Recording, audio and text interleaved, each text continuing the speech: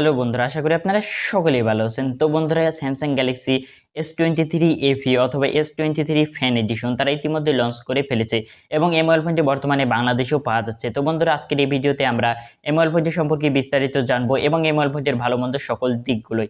তাহলে চলুন শুরু করা যাক। তো বন্ধুরা, প্রথমে যদি আমরা এই মোবাইল ফোনটির এক নজরে বক্স কন্টেন্টে কি কি তারা দিচ্ছে এই বিষয়টি যদি দেখে নিই, তাহলে আপনারা প্রথমে বক্সের ভিতরে পেয়ে যাবেন কাঙ্ক্ষিত মোবাইল ফোনটি। তার সাথে পেয়ে যাবেন type C to type C data cable, তার সাথে পেয়ে যাবেন একটি সিম ইজেক্টর পিন। কিন্তু বন্ধুরা, আপনারা এই মোবাইল ফোনটির বক্সে কোনো ধরনের চার্জার পাবেন না। যদি আপনারা এই মোবাইল ফোনটি কিনতে চান, তাহলে আপনাদেরকে আলাদা করে একটি চার্জারও বাই করে নিতে হবে। দেন যদি বন্ধুরা ফোনটির ডিজাইন নিয়ে কথা বলতে যাই, তাহলে এই মোবাইল ফোনটির ব্যাক সাইডে গ্লাস ব্যবহার করা হয়েছে এবং এই মোবাইল ফোনটির ফ্রেমে রয়েছে অ্যালুমিনিয়াম ফ্রেম। এবং বন্ধুরা, এই মোবাইল ফোনটির ব্যাক সাইড এবং যে ফ্রন্টে যে গ্লাস ব্যবহার করা হয়েছে সেখানে রয়েছে কর্নিং গরিলা গ্লাস 5 এর প্রোটেকশন। আর বন্ধুরা, এই মোবাইল ফোনটির থিকনেস হলো 8.2 mm এবং ওয়েট হলো 209 গ্রাম। তো ওভারঅল বলতে গেলে মোবাইল ফোনটির তুলনামূলক আমার কাছে একটু বেশি মোটা হয়ে মনে হয়েছে এবং একটু তুলনামূলক ওয়েটের দিক দিয়েও বেশি মনে হয়েছে। কিন্তু বন্ধুরা, মোবাইল ফোনটি সাইজে ছোট হয়, আপনারা যখন এই মোবাইল ফোনটি হাতে নেবেন তখন একটু কমফর্ট ফিল করবেন, বা এর যখন আপনারা ফোনটি হাতে নেবেন তখন আসলে এর ওয়েটটি আপনারা ততটাভাবে বুঝতে পারবেন না। আর বন্ধুরা, এই মোবাইল ফোনটিতে রয়েছে IP68 রেটিং, যার ফলে এই মোবাইল ফোনটি পানি এবং ধুলোবালির থেকে অনেকটাই সুরক্ষিত। এবং বন্ধুরা, এই মোবাইল ফোনটি বর্তমানে 3টি কালারে পাওয়া যাচ্ছে, যে 3টি কালার আপনারা স্ক্রিনে দেখতে পাচ্ছেন। এই মোবাইল ফোনটির নিচের দিকে রয়েছে স্পিকার গ্রিল এবং টাইপ সি পোর্ট, এবং ফোনটির লেফট সাইডের দিকে কোনো কিছুই দেওয়া হয়নি।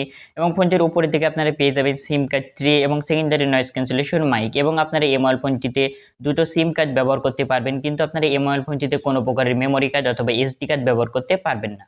এই মোবাইল ফোনটির রাইট সাইডের দিকে পেয়ে যাবেন ভলিউম রকার, তার নিচে পেয়ে যাবেন পাওয়ার বাটন। এবং বন্ধুরা, এই মোবাইল ফোনটিতে কোনো প্রকারের 3.5 mm জ্যাক দেওয়া হয়নি। দেন বন্ধুরা, আমরা যদি এই মোবাইল ফোনটির ফ্রন্ট সাইডে চলে আসি, অর্থাৎ যদি আমরা এই ফোনটির ডিসপ্লে পাশে চলে আসি, তাহলে এই মোবাইল ফোনটির ডিসপ্লেতে আপনারা পেয়ে যাবেন 6.4 ইঞ্চির একটি dynamic AMOLED 2x full HD plus 120 হার্টজের একটি ডিসপ্লে, যার রেজলিউশন হলো 1080x2340 পিক্সেল, যার পিপিআই ডেনসিটি হলো 403 পিপিআই ডেনসিটি। এবং বন্ধুরা, এই মোবাইল ফোনটিতে রয়েছে 1450 নিটস পিক ব্রাইটনেস, যার ফলে আপনারা এই মোবাইল ফোনটি ইনডোর এবং আউটডোরে আরামসে ব্যবহার করতে পারবেন। আপনারা এই মোবাইল ফোনটিতে কোনো প্রকারের ডিসপ্লে ব্রাইটনেস জনিত ইস্যু দেখতে পাবেন না। এছাড়া বন্ধুরা, এই মোবাইল ফোনটির ডিসপ্লেতে রয়েছে HDR10+ এর সাপোর্ট, যার ফলে আপনারা এই মোবাইল ফোনটি দিয়ে যদি ইউটিউবে ভিডিও দেখেন, তাহলে একদম হাই কোয়ালিটির ভিডিও দেখতে পারবেন, এতে কোনো ধরনের সমস্যা হবে না।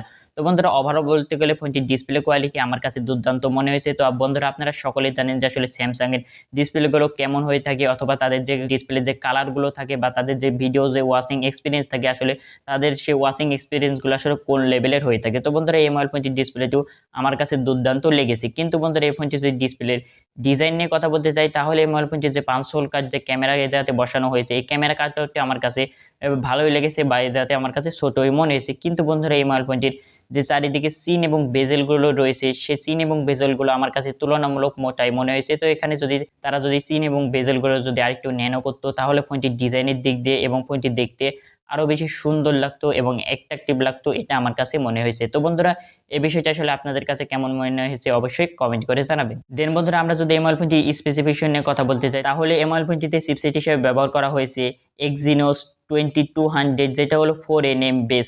কিন্তু বন্ধুরা, এই স্যামসাং গ্যালাক্সি S23 FE এর আরও একটি ভার্সনে তারা লঞ্চ করেছে, সেখানে রয়েছে কোয়ালকম স্ন্যাপড্রাগন 8 Gen 1 এই জায়গাতে চিপসেট রয়েছে। সেটা শুধুমাত্র যে ইউএস যে কান্ট্রি যে সকল দেশগুলো রয়েছে, সেই সকল দেশগুলোর জন্য তারা এই চিপসেটটি ব্যবহার করেছে। তো আমার মতে যদি এখানে যদি এই গ্লোবালি বা যাতে সকল দেশের জন্যই যদি এই জায়গাতে কোয়ালকম স্ন্যাপড্রাগন 8 Gen 1 প্রসেসর দিয়ে যদি ফোনটি লঞ্চ করতো, তাহলে আমার কাছে মনে হতো যে এটি আরো বেটার হতো। এবং এক্সিনোসের থেকে আপনারা সকলে জানেন যে কোয়ালকম স্ন্যাপড্রাগন এই প্রসেসরটি এক্সিনোসের থেকে একটু ভালো একটি প্রসেসর, এবং এই প্রসেসরটি এক্সিনোসের প্রসেসর থেকে যাতে কম হিট হয় এবং এক্সিনোস প্রসেসরে একটু বেশি হিট হয়। তো বন্ধুরা, এখানে যদি কোয়ালকম স্ন্যাপড্রাগনের প্রসেসর যদি সকল দেশের জন্য অ্যাভেলেবল করতো, তাহলে আমার মতে এটি আরো ভালো হতো। এছাড়া বন্ধুরা, এই মোবাইল ফোনটির যদি আন্তর্জাতিক স্কেল নিয়ে কথা বলতে চাই, তাহলে এই মোবাইল ফোনটির আন্তর্জাতিক স্কেল প্রায় 11 লক্ষর উপরে, যেটা আমার কাছে বেশ ভালো মনে হয়েছে। ফোনটির যদি পারফরমেন্স নিয়ে কথা বলতে চাই, তাহলে আপনারা এই মোবাইল ফোনটি দিয়ে হাই সেটিংয়ে যদি গেম খেলেন, তবু আপনারা কোনো ধরনের সমস্যা পাবেন না। এবং গেমিং পারফরমেন্সের দিক দিয়ে আরও একটি প্লাস পয়েন্ট রয়েছে,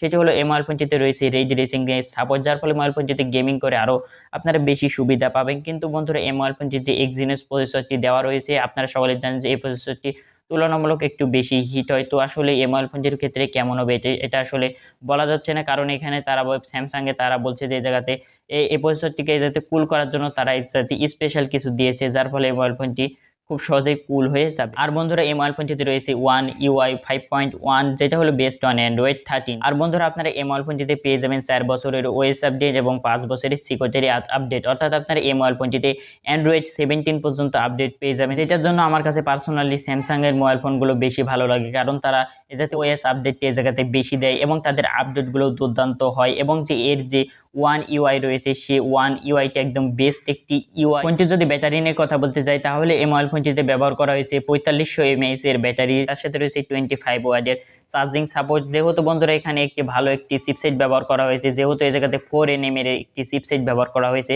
যার ফলে এই মোবাইল ফোনটির চার্জিং এই জায়গাতে ব্যাকআপ আপনারা আমার মধ্যে এই জায়গাতে ভালোই পেতে পারেন। এছাড়া যদি ফোনটির র্যাম রোম নিয়ে কথা বলতে চাই তাহলে এই মোবাইল ফোনটি দুটো ভ্যারিয়েন্টে পাওয়া যাচ্ছে, একটি হলো 8/128 এবং আরেকটি হলো 8/256, যার র্যাম টাইপ হলো LPDDR5 এবং স্টোরেজ টাইপ হলো UFS 3.1। তো এই বিষয়টিও আমার কাছে দুর্দান্ত লেগেছে। যদি ফোনটির কানেক্টিভিটি নিয়ে কথা বলতে চাই তাহলে এই মোবাইল ফোনটিতে ওয়াইফাই 6E, তার সাথে ব্লুটুথ 5.3, NFC সকল বিষয়গুলো সাপোর্ট থাকলেও এই মোবাইল ফোনটিতে আপনারা কোনো প্রকারের FM রেডিও সাপোর্ট পাবেন না। আর বন্ধুরা এই মোবাইল ফোনটিতে রয়েছে একটি আন্ডার ডিসপ্লে ফিঙ্গারপ্রিন্ট সেন্সর, তার সাথে এই মোবাইল ফোনটিতে রয়েছে স্টেরিও স্পিকার, যার ফলে আপনারা এই মোবাইল ফোনটিতে মাল্টিমিডিয়া এক্সপিরিয়েন্স যাতে দুর্দান্ত পাবেন, ভিডিও দেখে যাতে সাউন্ড কোয়ালিটি আমার কাছে এই মোবাইল ফোনটি ভালোই লেগেছে, এটা আমরা ভালো বলতে পারি। দেন বন্ধুরা আমরা যদি এই মোবাইল ফোনটির ক্যামেরা পাশে চলে আসি তাহলে এই মোবাইল ফোনটির মেন ক্যামেরাতে রয়েছে 50 মেগাপিক্সেলের মেন ক্যামেরা উইথ ওআইএস, তার সাথে রয়েছে একটি 8 মেগাপিক্সেলের টেলিফটো লেন্স, যেটা হলো 3x পর্যন্ত জুম করতে পারবে, তার সাথে রয়েছে 12 মেগাপিক্সেলের একটি আলট্রা ওয়াইড ক্যামেরা, এবং এই মোবাইল ফোনটির ক্যামেরা দিয়ে সর্বোচ্চ 8K এবং 24 FPS এ ভিডিও শুটিং করা যাবে, এবং এই মোবাইল ফোনটির সেলফিতে রয়েছে 10 মেগাপিক্সেলের সেলফি ক্যামেরা, এবং সেলফি ক্যামেরা দিয়ে সর্বোচ্চ 4K এবং 6K FPS এ ভিডিও শুটিং করা যাবে। তো এই মোবাইল ফোনটির ভিডিও শুটিং এর ক্ষেত্রে আমার কাছে এই বিষয়টি দুর্দান্ত লেগেছে যে এই মোবাইল ফোনটি দিয়ে 8K পর্যন্ত ভিডিও শুটিং করা যাবে, যেটা আসলে ফ্ল্যাগশিপ লেভেলের এই জায়গাতে আপনারা এক্সপিরিয়েন্স পাবেন। তো আপনারা আমাদের স্ক্রিনে এই মোবাইল ফোনটি দিয়ে যে সকল ছবিগুলো উঠে সেই সকল ছবিগুলো স্যাম্পল অলরেডি দেখতে পাচ্ছেন। তো আপনারা আসলে স্যাম্পলগুলো দেখে আন্দাজ করে নিতে পারবেন যে আসলে এই মোবাইল ফোনটির ক্যামেরা দিয়ে আসলে কেমন ছবি কোয়ালিটি ওঠে। তো বন্ধুরা সর্বশেষে তো আমরা এই মোবাইল ফোনটির সকল বিষয়গুলো আলোচনা করে নিলাম। তো এখন যদি মোবাইল ফোনটির প্রাইস নিয়ে বলতে চাই তাহলে এই মোবাইল ফোনটি ইন্ডিয়াতে 59,999 টাকায় লঞ্চ হয়েছে, অর্থাৎ 60,000 টাকায় লঞ্চ হয়েছে। তো এই মোবাইল ফোনটি বাংলাদেশে বর্তমানে ৭০ থেকে ৮০,000 টাকার আশেপাশে পাওয়া যাচ্ছে। তো বন্ধুরা আপনারা যেটা সকলেই জানেন যে যখন মোবাইল ফোন কোনো একটি মোবাইল ফোন আসে তখন সেই মোবাইল ফোনটির প্রথম দিকে একটু দাম বেশি থাকে এবং পরবর্তীতে গিয়ে সেই মোবাইল ফোনটির দাম কমে যায়। তো আপনারা যদি এই মোবাইল ফোনটি কিনতে চান তাহলে আমার একটি অ্যাডভাইস থাকবে যে একটু থেমে কিনুন, পরবর্তীতে গিয়ে এই মোবাইল ফোনটি একটি ভালো অফারে বা একটি ভালো দামে এই মোবাইল ফোনটি আপনারা পেতে পারেন। এবং যদি আপনারা মোবাইল ফোনটি যদি বর্তমান সময়ে কিনতে চান তাহলে আপনারা বিভিন্ন ধরনের ফেসবুক পেজে এই মোবাইল ফোনটি আপনারা পেয়ে যাবেন। উদাহরণস্বরূপ বলতে গেলে এই মোবাইল ফোনটি বর্তমানে আপনারা গরিবের গ্যাজেটে পেয়ে যাবেন, এছাড়াও বিভিন্ন ফেসবুক পেজে পেয়ে যাবেন। তো বন্ধুরা সর্বশেষে আমাদের এই ভিডিওটি আপনাদেরকে কেমন লাগলো অবশ্যই কমেন্ট করে জানাবেন, এবং প্রতিনিয়ত এরকম ভিডিও পেতে আমাদের চ্যানেলটি সাবস্ক্রাইব করে আমাদের পাশে থাকবেন। দেখা হচ্ছে পরবর্তী কোনো ভিডিওতে, ততক্ষণ পর্যন্ত ভালো থাকবেন, সুস্থ থাকবেন, আল্লাহ হাফেজ।